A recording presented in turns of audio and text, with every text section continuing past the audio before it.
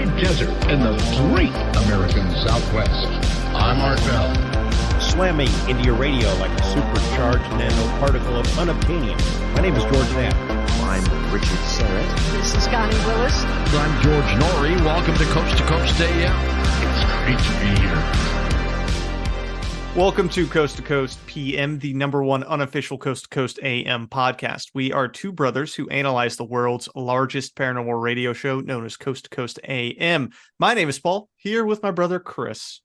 Hey, it's Chris, and I'm the Indiana Jones to your whatever the heck Shia LaBeouf's character was in Indiana Jones, and that we're doing some weird archaeology in Montana today, Paul. We are indeed, Chris. We will be talking about the September 12th, 2023 George Noory interview with Julie Ryder, where Julie, a former nurse and amateur archaeologist, has identified multiple structures across Montana from ancient civilizations, Chris.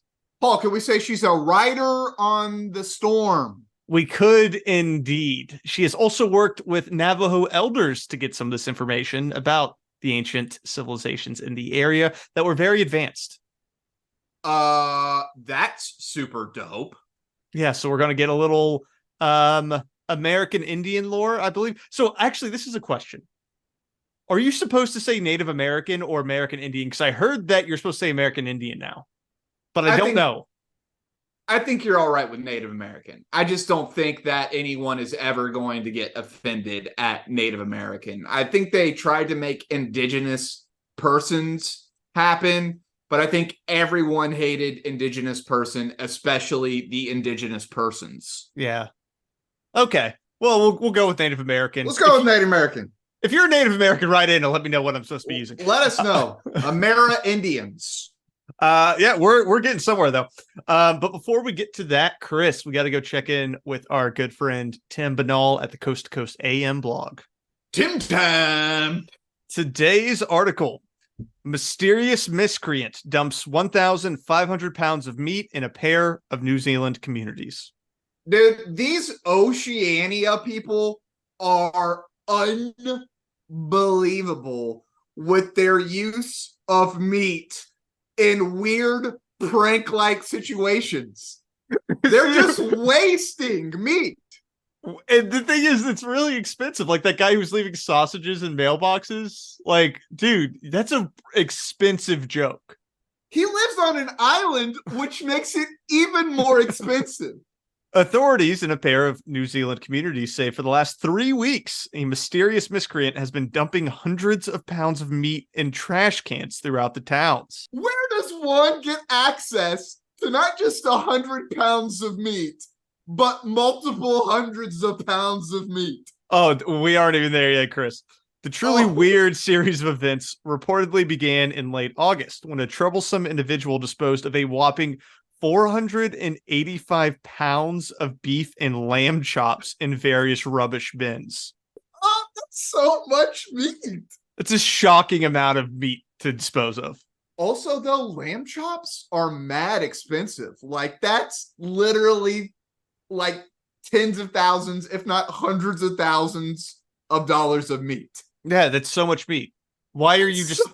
I also love that it's not going in like the dump or something. It's being disposed of in individual bins. Yeah, there's a man driving around with a pickup truck in New Zealand just throwing giant bags of old meat into people's personal garbage cans. And the thing is, man, if he lives in New Zealand, there are no people in New Zealand. He could probably just dump it anywhere he wants. I'm not promoting littering. He could do that. This is unbelievable. Keep going. All right. Found in 2 neighboring suburbs of the city of Christchurch. Exactly 2 weeks later, the ne'er-do-wells struck again and dumped another 440 pounds.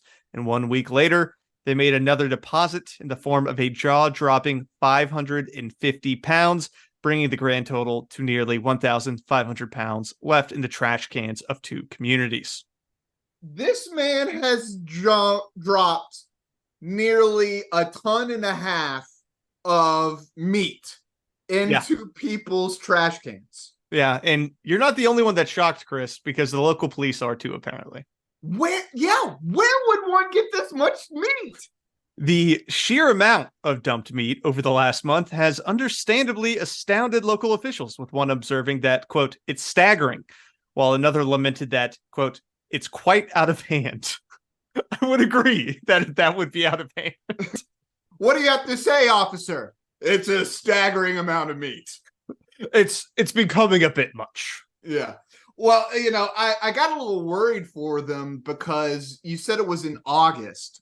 But then I remembered they're in the southern hemisphere. And so August is actually their winter. Okay, you're right. So it's not quite as bad. It's not so bad. But my immediate thought was a man dropping tons of meat, and a literal 1 metric ton of meat onto summer garbage cans. This is a horrible man, but it's not so bad. That would be beyond cruel, honestly.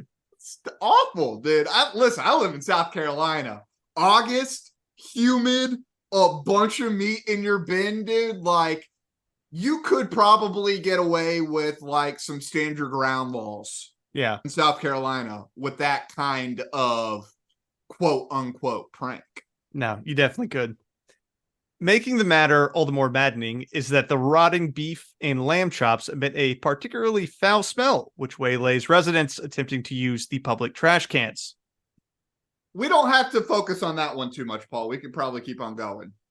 Quote, any kids who went to put a wrapper in the bin would have had a nasty surprise, council member Andrea Moore mused to an Australian TV station. Everybody getting involved on the giant, I was going to say caper. Yeah. But it's not really a caper. What is it when you, I guess, illegal dumping? The terrorism, Chris, Yeah. The meat terrorism. Well, and listen, if it was summer, you could probably get them on biological terrorism. Probably. For now, authorities are positively flummoxed, but that's fun, by the situation, as they have no idea who is behind the spree, as well as why they are leaving behind so much meat. It's a great question. Why are they doing this? Why are you doing this? It's just nonsensical. First of all, where are you getting the access to all this meat? In light of the latest incident, seeing a significant increase in the amount of dumped beef and lamb chops, the two communities are now sounding the alarm over the situation. I'm not keen to turn this into a witch hunt, but there is a need to avoid this continuing, Moore declared, offering the ominous warning that, quote, hot meat in public bins during the forthcoming summer months won't be pretty. Not gonna be pretty, Paul. So do you have a theory? Do you have a theory on the case of who is dumping all of this meat? It has to be someone who works like at a meat packing facility or something, right? The owner, I'm imagining the owner of a meat packing facility, and like the fridges went bad and it's a bunch of meat that he can't sell. So he just started dumping it in bins because he didn't want to pay for its proper disposal. But how many large meat manufacturers could there be in New Zealand? I'm going to guess 3. You're right. Yeah. I would start there. That's on the whole island. On the whole place, yeah. Yeah, like Christchurch, there's got to be one guy. Yeah, there's probably a dude. Our version of Bubba. Yeah, but, go down, take your deer carcass down to the Bubba. He'll cut up the meat real good. But the thing is, like, no one else would have access to that much meat. Grocery stores was my only other thought. Yeah, I guess maybe a grocery store. Some kind of mass distribution center. Mm-hmm. Something like that. But yeah, dude, we're talking about, there's really only a handful of suspects that could gather this much meat.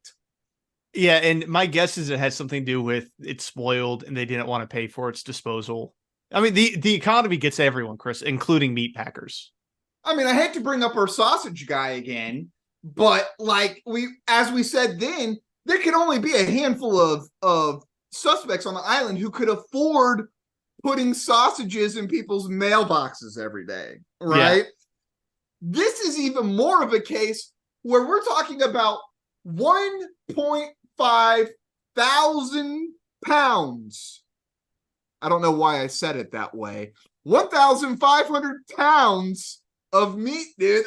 I mean, there can't be that many people. No. They can't. But alas, Chris, hopefully we find the culprit soon and the people of Christchurch can rest better in their beds or whatever the hell you say when things like this happen.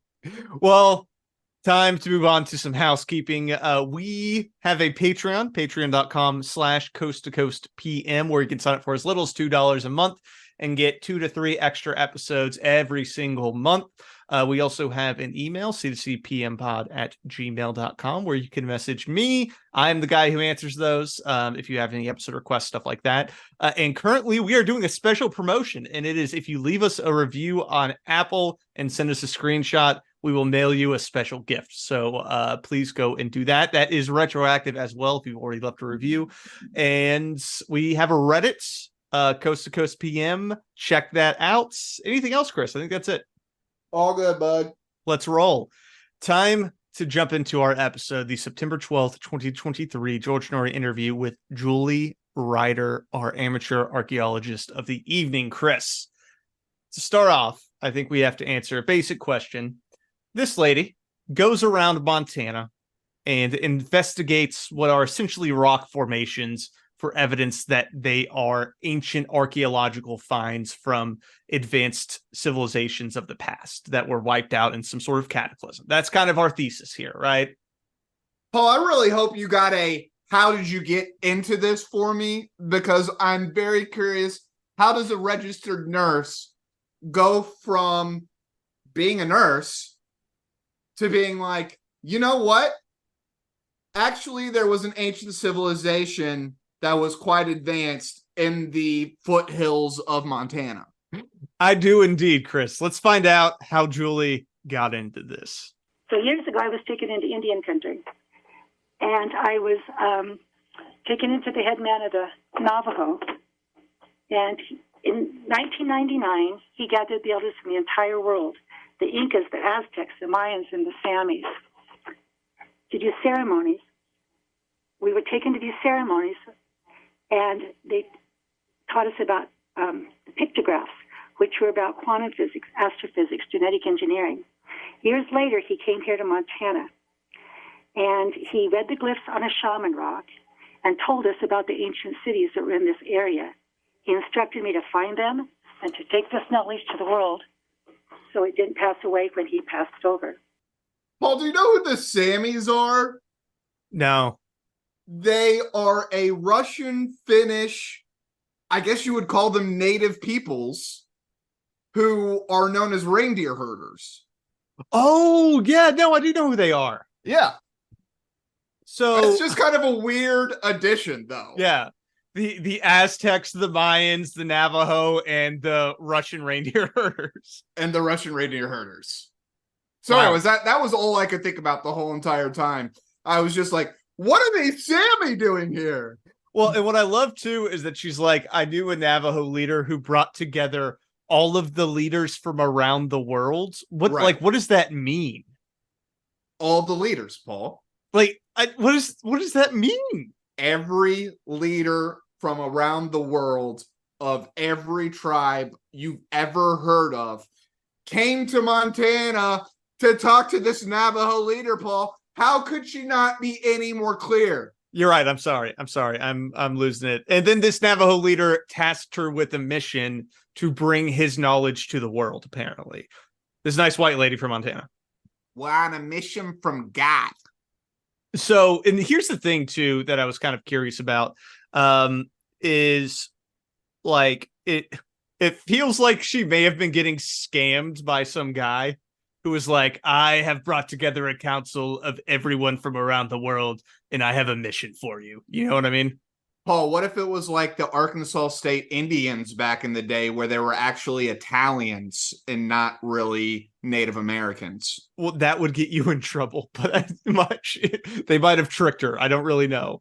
So I'm imagining that it's actually some Italian guy who's like, yeah, I'm running bear. Navajo. That was great though. The slightly tan white dudes who were the Arkansas State Indians. In full regalia. You're right, and that added a lot of flair. Moving on from that though, So she got this mission, right? And basically she started just taking pictures and posting them on Facebook. And that's how she got her start here. My husband, Bill Ryders, discovered Giant's Playground because he saw daylight coming through a tunnel. On Valentine's Day of 2015, Bill told me that for my gift, he was giving me a dolmen. He took me there, and we explored the area. We found large stacked blocks, and so we named it Giant's Playground. I spent the summer photographing several dolmens and very unusual features. I posted these on my Facebook and my Galactic Facets website. We found large stacked blocks, we found dolmens, we found huge statues, and the more I posted, the more people from around the world responded, teaching me about what this was. I'm a registered nurse, not an archaeologist. So I've learned everything from watching videos, from talking with people in 72 languages all over the world who feed me back similar structures in the countries that they have. These were created by a worldwide ancient civilization. Paul, was it just me, or did it seem like she read that whole thing? She was definitely reading off a script. Right? Yeah, she was, for sure. Okay. I thought the same thing when I listened to it. Yeah, I was like, holy cow, she's like reading a piece of paper or something. Yeah, she was. Because George would also ask her a question, and then she would just go back to her paper and didn't answer the question. I think she was like a little nervous coming on the show. Oh, because she is just like a lady who like looks at rocks. Yeah, she's just a nurse. Yeah. Who's like, I got an idea. Yeah. And then she started posting online, and then other people started backing up her idea. Right. I think this is why you should never learn a trade off of organizing on Facebook. Sometimes it's helpful to like read a book or take a class. I don't know. I'm not going to go that far. I don't know the tale, but we'll see. All right. We'll figure it out. We'll see how accurate she is. But basically what she's doing is that she's showing people that they have been living on top of remnants of this ancient civilization and never knew it.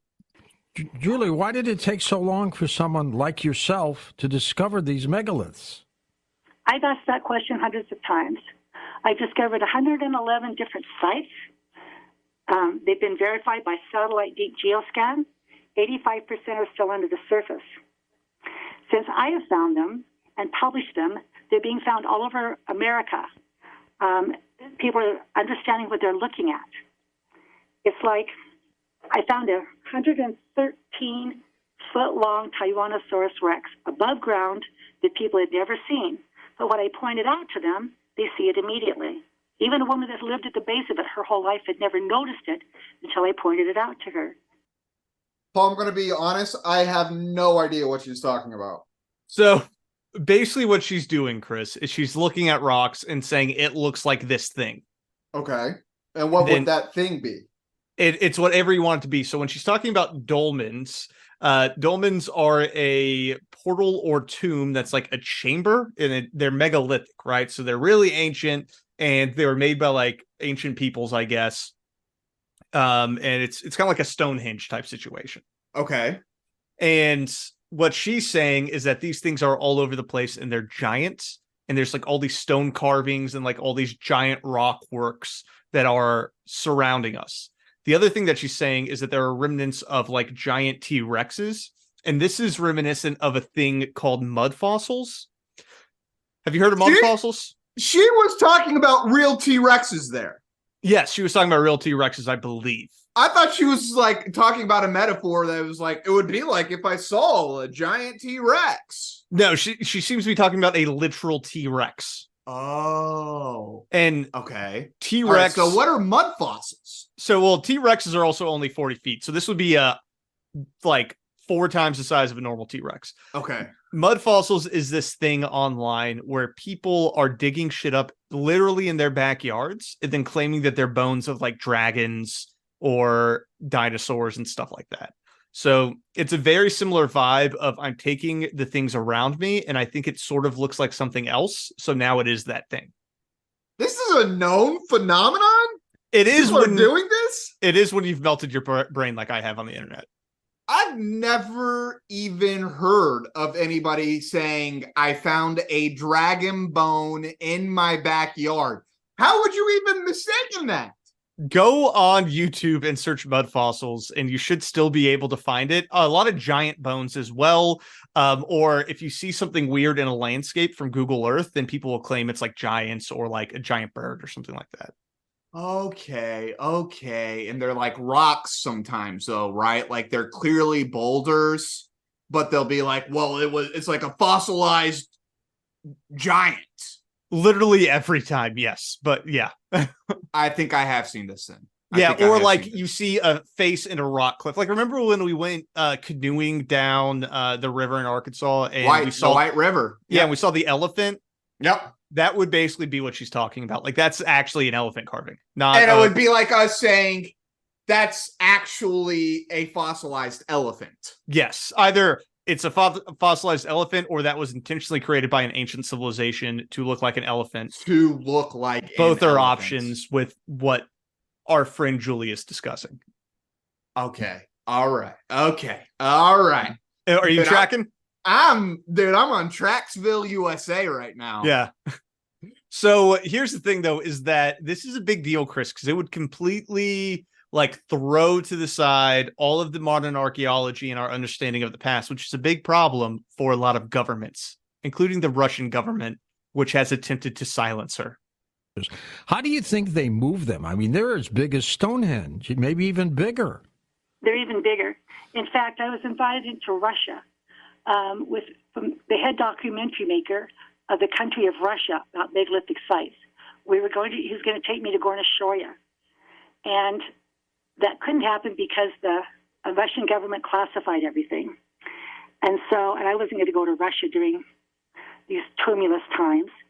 And so he taught me how to look at and see these huge megalithic structures. He talked about the walls. We have found walls that are almost as large as the ones in Gorna Shoria. Paul, just a quick little hole poke into this whole like government conspiracy stopping me thing. Mm-hmm. Didn't she just say that a lot, and maybe not this last clip, but maybe it was a couple clips ago, that she used like Google Earth and satellite images? Yeah. Wouldn't the government be able to stop you from being able to see these megalithic megastructures somehow? Probably, yeah. Okay, all right. I just wanted to make sure. Sometimes it's just like, you know me, I love a government conspiracy. Yeah. But this is a dumb one. And that's the thing, dude, is I low-key love these shows from Coast because they're so absurd. Like they're kind of my favorite. You don't have to think. And also, like, I can imagine too the Russians asking these people who want to film a documentary in their country that are probably having to get some kind of special dispensations to go to places. Yeah. And they're like, what are you filming? And they're like, oh, we're looking for ancient megalithic structures built by an advanced race of peoples that were all over the globe. And so there's a couple thoughts here. Number one, tensions between the U.S. and Russia are kind of high right now. Yeah, not good. And I don't think they're just not letting you in with cameras to film documentaries. Oh, that's number one. Point. That's a very good point. Yeah, no, you're not coming into our country. Leave us alone. They're literally arresting actual journalists. Like they're not down for you to come in with your camera. Because that also sounds like such a dumb reason to come in that there's no way they're going to take that seriously. They're like, this is the CIA for sure. Yeah, it's the CIA. Number two, I don't know if you noticed this, Chris, but she said that she was talking with the head documentarian for Russia. I don't know what that means. They're not communist anymore. I don't think the government of Russia has a head documentarian who's inviting this lady over. Oh, I could see the Russians still having a ministry of propaganda. I mean, we have one. No, but I don't think there's a head documentarian that would be interacting with this lady. I'm not going to comment on that. I don't know. I'm not I want to know that guy's name so I can look him up. But I did Google a head documentarian of Russia. I didn't find anything. So okay, that's the best I could do. He may be Russian and he may be a documentarian. Those two things are certainly possible. Right. Of what he's the head of, I don't know. But of documentaries in Russia seems a little odd to me. I like it. I'm going to start doing stuff like that, dude. We're the head podcasters of America. So I don't know if you know this, Chris, but there are a ton of pyramids below the ground too, which is super cool. But the real evidence came when Andrew Barker came on board. He found me on the internet, and we talked for about 3 months. He was a very interesting man, very funny, very intelligent. And finally one day he says, I own the most advanced technology in the world in this field, satellite deep geoscans. If you give me one site, the GPS coordinates, I'll do a scan for you for free. I want to know what's under the Evergreen Dolmen in Giants Playground. And so I sent him GPS coordinates, and he came back with the comment, I'm bringing the entire team. I said, how about if you wait until spring, because it's under snow right now. In the meantime, I gave him 40 more coordinates. They did a Skype presentation, his team. A man they called it Professor, developed the technology and does the reporting. They reported that we had pyramids, pointed, conical, stepped, truncated, that we had the largest standing stone constructed block in the entire world at that time, 5,300 tons. And it's made out of stone that's not from the area. And they're all underground? I guess so. I don't know. They're clearly not above ground. Yeah, right. Yeah. Okay. Because he's scanning the ground. Right. Yeah, no, true. So, okay, so they've been buried over time. Yeah, and I can't find these documents. I went to her website and I was trying to find like these scans and I couldn't find them, but I also I didn't look that hard. Right. Yeah, I would really love to see some pictures of these. What is the Giants playgrounds that she was talking about? That's just an area that they found that she took pictures of. Do you want to see these pictures, Chris, or do you want me to save them? I do want to see these pictures. All right. So this is a place, and it was called Giants Playgrounds because her and her husband named it that. But this is what that looks like. So essentially, It is 2 rock walls with a boulder on top that you can walk through. Right. So it does look like a dolmen in terms of like how dolmens are typically shaped. Right. But like it also kind of looks like a rock formation. Right. Yeah. I was going to say, having grown up, well, not really grown up, but having gone to college in Northwest Arkansas, it's karst topography there. A lot of limestone, siltstone, stuff like that. But there was also other types of harder rocks in those areas, right? So erosion over time gives you these crazy looking structures. Yeah. But they're completely natural. Yeah, and it's the same thing. Like I've done a lot of hiking in like Tennessee and Virginia, and this looks like the kinds of things that you see hiking. Yes. And it's like nothing crazy. It's like, oh, cool, that's a cool formation. Let me climb into it and then climb out. Right. So yeah, that's what we're dealing with. Not inexplicable so far, Paul. I would not consider this inexplicable by any means, but many would disagree with me. I would like to know a little bit more about these underground pyramids that this man who I assume probably charges thousands of dollars to use his technology just does 40 random scans for this woman. Yeah. This guy sounds awesome. I want his business. Yeah. How do you get into the satellite scanning business? Dude, I'm wondering too if this guy is 100% ripping her off, because I know there are a lot of people like that online that will do crazy things for crazy people and then they just send them like completely made up images. Oh, snap. Yeah. Like what a call, dude. That's interesting. I mean, we would have to look these people up. Yeah, like the My Pillow guy who's like a crazy like Trumper dude. He had this whole convention trying to prove that the 2020 election was fake, and he was using documents that were sent to him by one of those types of guys. It was like a known scammer who forges data. And so he basically just sent him a bunch of like BS complicated files, and it was like videos of people like debugging software, and it was nonsense. But if you don't know what you're looking at, you think it's a real thing. And then he brought it and gave it to everyone, and they're like, this isn't anything. This is nonsense data. Well, and that kind of gets you into how we get into this whole place. Is that we don't know what it is. Yeah. Therefore, it becomes unknown. And in the unknown, we can see nefarity Mm-hmm. We can see bad intent. We can see giant fairy tales when we don't know what it is we're looking at. Which is why, and I've said this before, I don't want to use appeal to authority, but sometimes it's helpful to check with the authority and just say, hey, what do you think's happening here? And see how reasonable that answer is. Because sometimes erosion is a reasonable answer. I mean, that one literally looks like it was, we'll have to throw these pictures up here, but it's like a little rock tunnel, right? And then a giant stone at some point cracked off somewhere else and fell down on top. Yeah, exactly. But here's the thing, Chris. It's from ancient civilizations. Right. Okay. So Sorry. let's find out how ancient it is. Right here in Montana, there are miles and miles and miles of ancient structures. I would guess, Julie, you can't carbon date these, but any idea how old they might be? The underground penetrating radar. They found 82 rooms under Egypt, larger than supermarkets, many of them full of artifacts. And based on their geoscans around Europe, the oceans, Mediterranean Sea, their estimate was what's above ground in Giant's Playground is over 72,000 years old. Wow. That they can prove.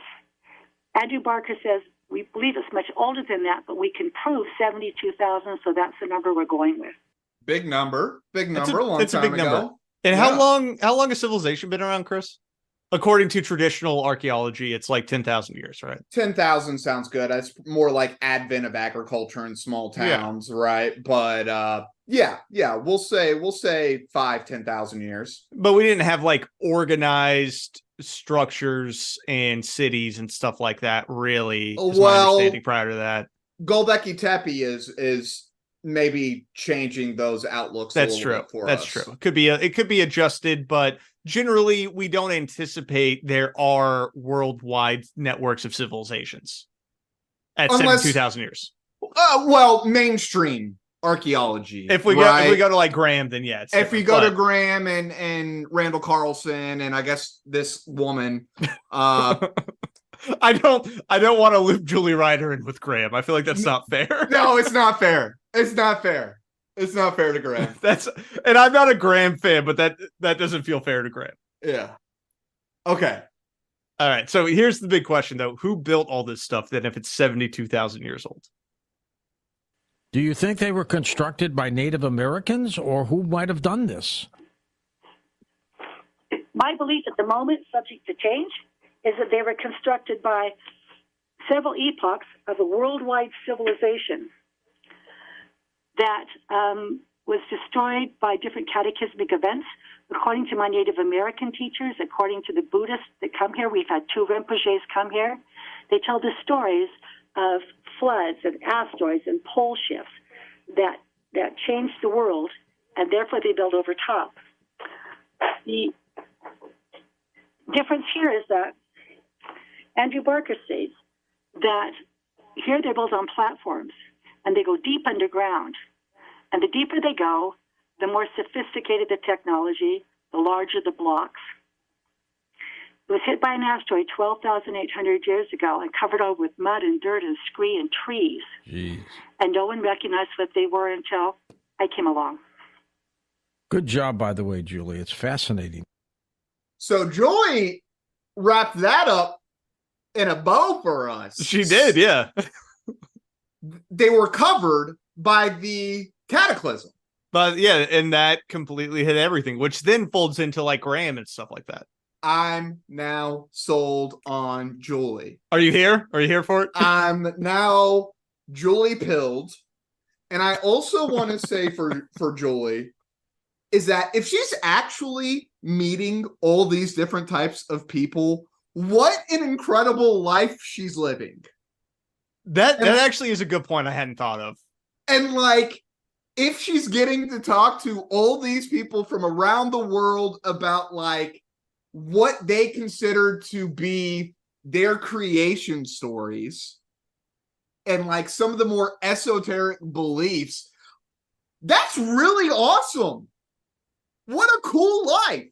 I mean, she's done it, dude. Just like a nurse in Montana And she just like found this thing. And here's the thing is that that world is probably pretty small, but it is international. And so she probably has gotten to meet some pretty cool people. I mean, you're right. I think Julie has created a nice community around looking at rocks. And like Right. that is a cool life experience. I don't know how accurate it is that she has met with like people who speak 80 different languages. I think she had 72 different languages and all these different tribal leaders and stuff like that. But if she has, that actually is a really cool thing that I have not done. So kudos to her. You're kind of selling me on Julie now, dude. We're getting to it. I'm telling You're you. selling me on Julie. We're going to be jelly peeled by the end of this, dude. Well, here's the other question that we have to ask because we're on coast, Chris. Could this be aliens? What are the possibilities, Julie, that these were constructed by extraterrestrial beings? What do you think? Well, since you asked me that question, when I went into the Navajo, I was taught a lot about what they call the star nations. The star nations are the three-fingered ones, the four-fingered ones, the five-fingered ones, the six-fingered ones. And how I was introduced to Leon Secatero was we went into the desert, and there was a glyph of a five-fingered one, and then on the other side there was like 3, 4, 6. So he told us to put our left hand on the five-fingered one and our right hand on whichever star nation we chose to work with. And I put my hands on all of them. And it's like I just received this blast of knowledge. And I sat down and started drawing pictographs in the sand. And Leon came to me and looked and said, "You're the one we've dreamed of. Come with me." Much of the teachings were about the technology of the star people, astrophysics, genetic engineering. That's what we learned about.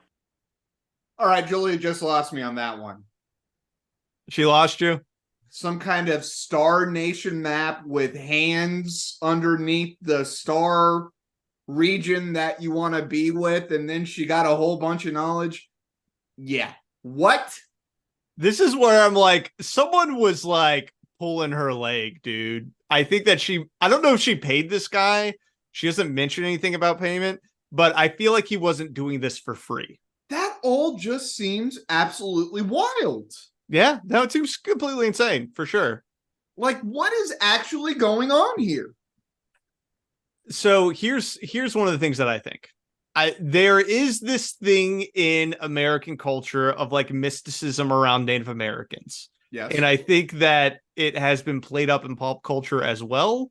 Yes. And I think that there could potentially be a grifter out there who is manipulating that. If he even is really Native American, I don't know. I don't know who this person is, but there could be a pretty simple grift that someone could be doing on Julie. It could be someone who is just like manipulating her to get money. That's possible because we see that with psychics all the time. Right. The other thing I wanted that I was thinking about too is just because someone is Native American doesn't mean they can't be a total crazy person. Right. Yeah, absolutely. So, right. It could just be a completely crazy person who is bringing Julie to these weird spots and saying, like, touch her hands and, like, commune with the aliens. Because that's what he's saying with these star people tribes. Those are aliens, just to be clear. Yeah. And this is, again, the comparisons with Graham is just too close, right? Yeah. Graham will never go to aliens. No, he won't. He refuses. He refuses. He will never even... could it be aliens? That's foolish. You're being silly. And he like promotes humanity, right? Like, I totally believe that humanity is capable of doing all these things. Mm-hmm. And I appreciate that about Graham because he has his lane and he's like, this is where we're staying. I'm not going into that stuff. Yeah. Stuff like this, man, you lose me. It's like, I am here to talk about the progenitor civilization. Yeah. I want there to be a progenitor civilization so bad because for whatever reason, it helps me believe that there is a better future. Yeah. That there was this thing that we were doing about longevity and these giant stone creations that I think just sounds incredible and wonderful. But when you bring in the aliens, it also, it simultaneously makes it that much smaller that humans could ever do anything like this, and it punctures the dream for me. I think there's also this aspect of suspension of disbelief that plays into media all the time, right? Like when they're doing TV shows or movies, when you like listen to interviews with writers, they'll talk about how you can get away with like one crazy thing. Right. So like I can do one crazy thing and the audience will still roll with it, and that's okay. And you could have that like, you know, God in the machine type moment. But you can only do that once, right? And I think that also plays into conspiracies where you can have your conspiracy, but you can't start rolling in all this other stuff. Like if you want to tell me that there was this ancient civilization that was building all this stuff, okay. But then when you throw in aliens on top of that, I now have two crazy things I have to believe. I can handle one crazy thing. But two, it starts throwing me for a loop. Paul, what if you have a bottomless pit that you can just keep on throwing conspiracies into? See, we're going to get to this, Chris, on our Patreon. The bottomless pit I can hang on to. When you start expanding beyond that, you start to lose me. Right. When the bottomless pits start multiplying, I get lost. But the other thing. All right, so we got some stuff about star nations. I guess that it actually means that aliens created these things or were communicating. I don't even know. I don't know how it folds aliens with some kind of communication thing. It's starting to become very jumbled. Yeah, and it's like, why did the aliens stop talking to us? There's a cataclysm on Earth. Like, why would they stop communicating with us? Because there's a cataclysm. They said, new number, who dis? Yeah, like bad friends, dude. Bad friends. My house got destroyed and you bail on me? Come on. Yeah, not just your house, dude. It would be like your whole state got destroyed and then the federal government said, we don't really care. We don't need that state. It's a bad state anyways. I mean, if we cut out Texas, I wouldn't mind, but that's fine. I love you, Texas listeners. Okay, so cut out anyways. Here's the other really funny thing. She's apparently been threatened with prison time because of this research, Chris. From the U.S. government. Right. Fascinating indeed. What do you think the state fathers of Montana are saying about these structures, like the governor and things like that? Are they giving you any feedback? The first feedback we got was from the U.S. Forest Service. And I was threatened with 6 months in prison, with being banished from all national forests. They told me they were watching me. For what? I asked if they had a FISA warrant.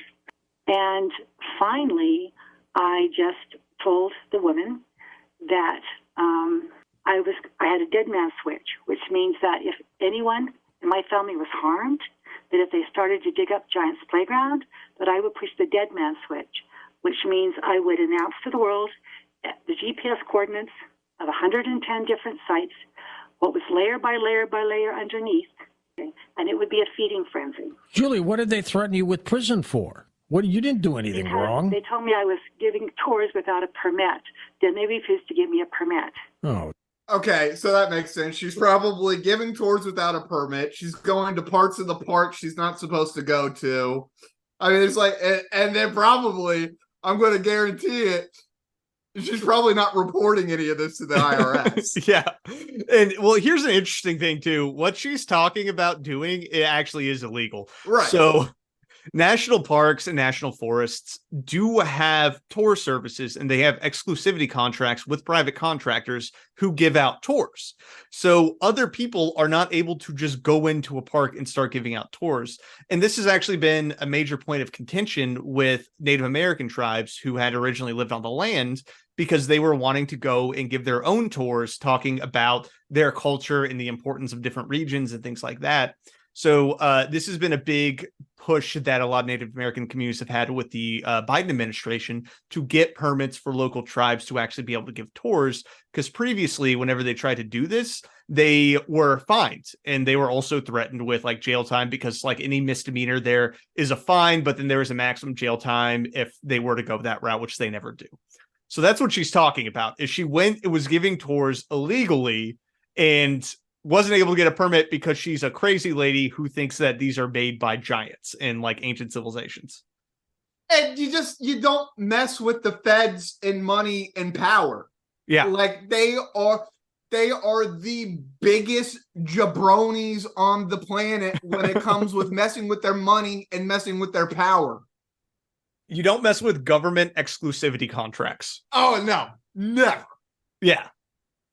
So that's how what you she's end up talking in about. Angola, dude, in solitary confinement. Yeah. And I love that she's like, I told him I had a dead man switch where Oh I'm going my to God, tell that's everyone. so- I'm like, you're on the radio telling everyone where this stuff's at now. Yeah. There are pictures on Coast of her taking pictures of herself in front of these things. It's on your Facebook. Yeah. What are we talking about?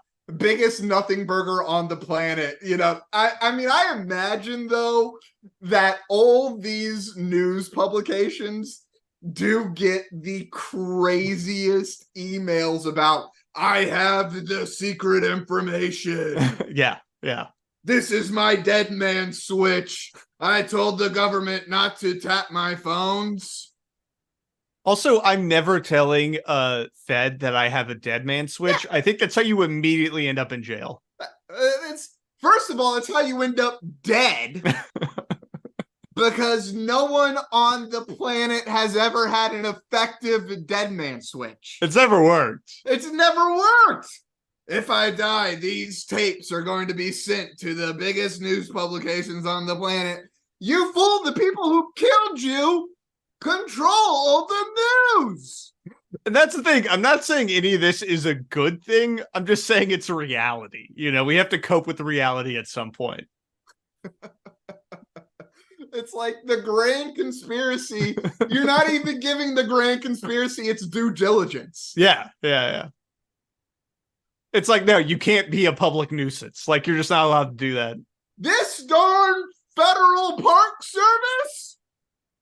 You know what it reminds me of is, to go on a slight tangent. Have you heard about the guy in, you may probably have not, the guy in Mount Juliet who's starting a tent revival in Tennessee?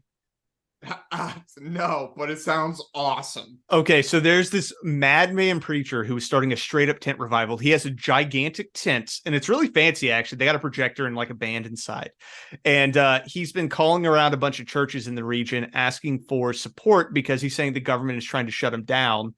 I looked into it, and what's happening is all of the neighbors around the tent are pulling their money together to sue the church because they're such a public nuisance.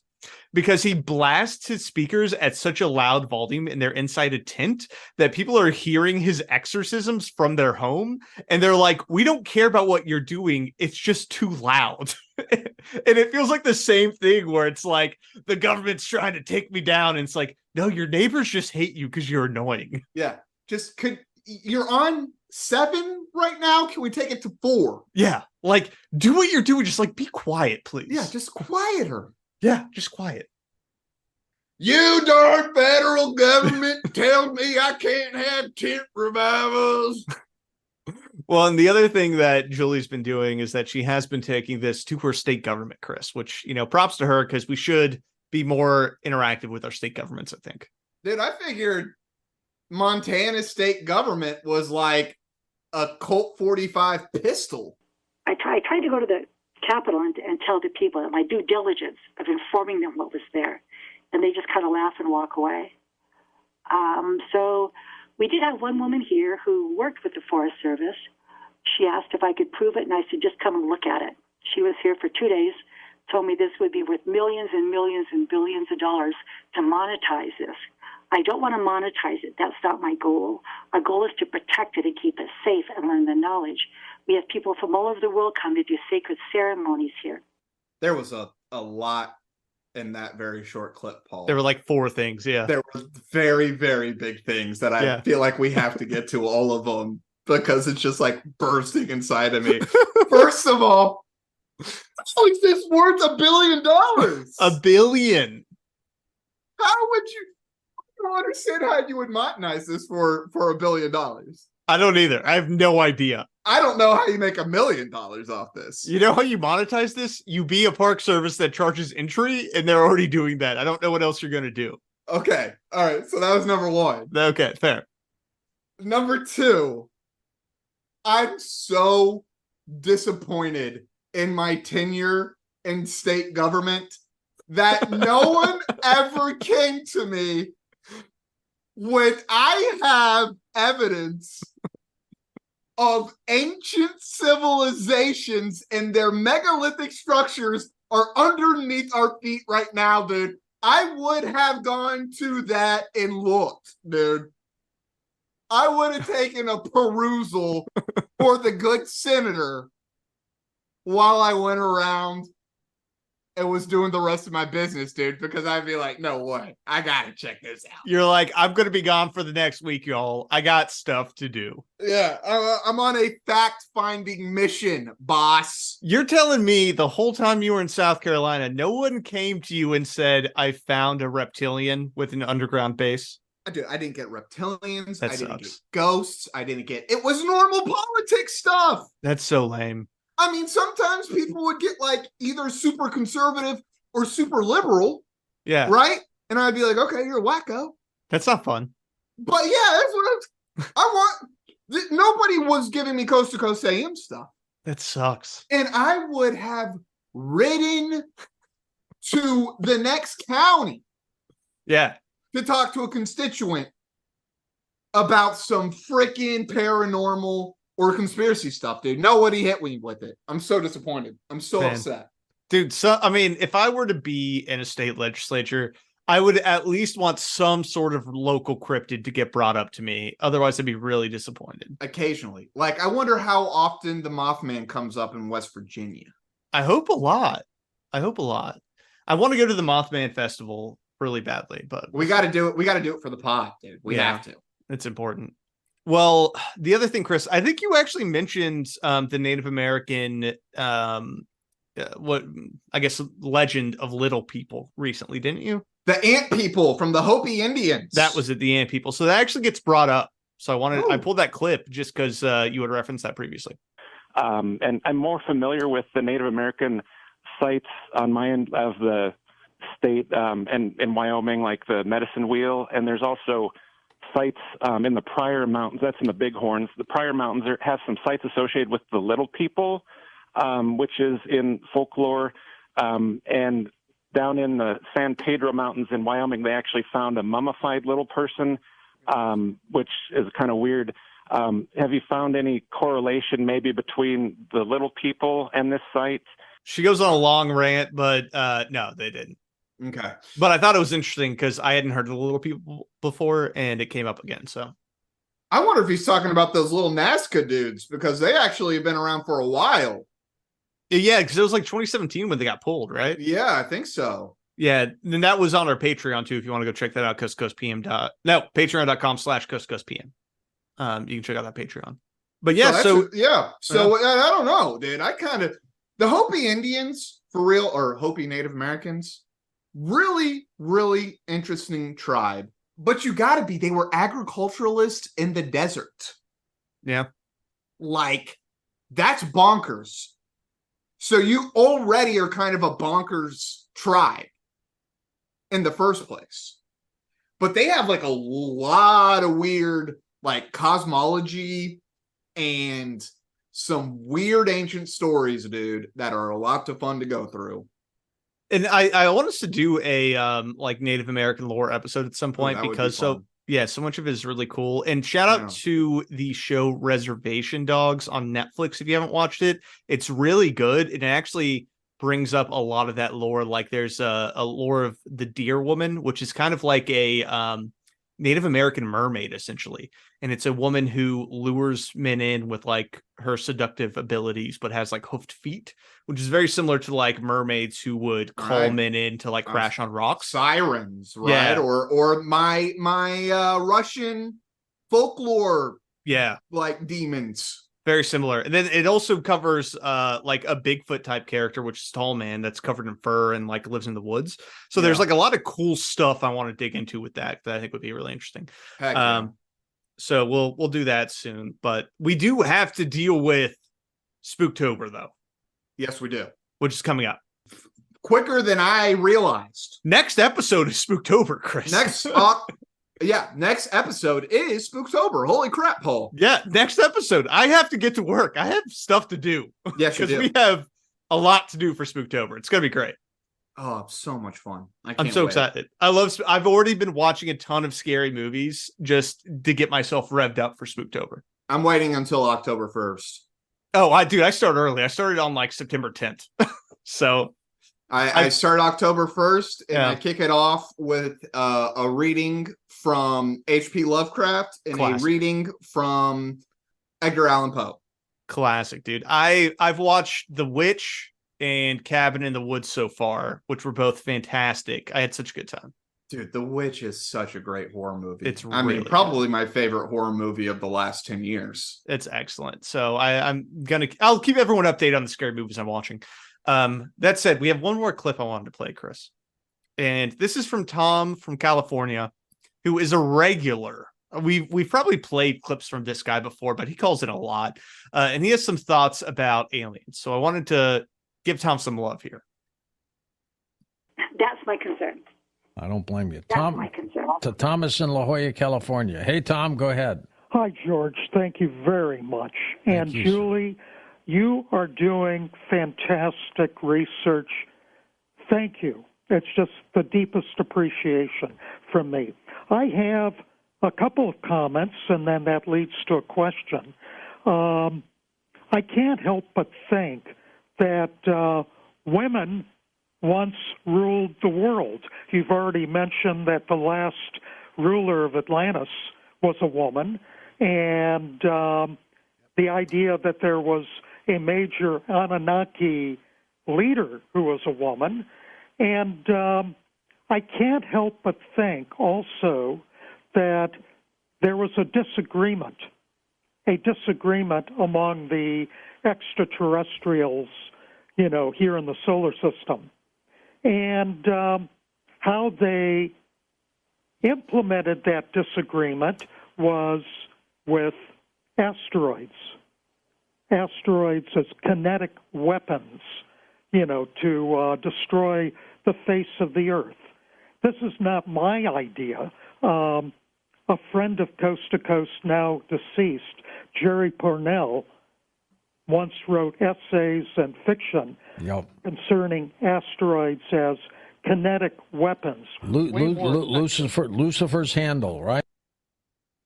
Paul, you cut out some very important clips about the female Atlantean leaders and the female Anunnaki leaders. Yeah, so she mostly talked about that there was a female Atlantean leader. I think I might have skipped that clip because we were running short on time. But basically, the context for when it came up is the image that I'm showing you now, Chris, is a rock foundation.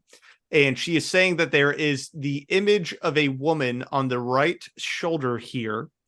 Okay. And yeah, I guess I kind of see it. The thing that I want to call out, Chris, what do you see when you look at this image? Like, what is the first thing that pops out in your mind? Like, it's not a woman. I'll tell you that right now. It's a big mountain. It's an eagle, Chris. Oh, okay. Do you see it? Yeah, I see the eagle, definitely. Okay, so this is a rock formation that sort of looks like an eagle.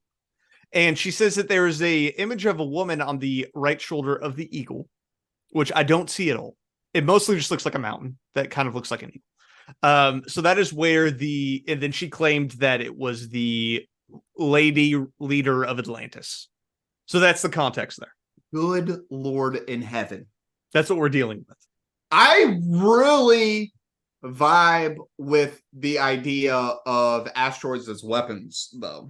That's why I pulled that clip, because it specifically reminded me of the Expanse series. Exacto mundo! Yeah, which I think is a fantastic idea, which I think is underserved in sci-fi, of using kinetic weapons like asteroids against planets. That is a fantastic idea.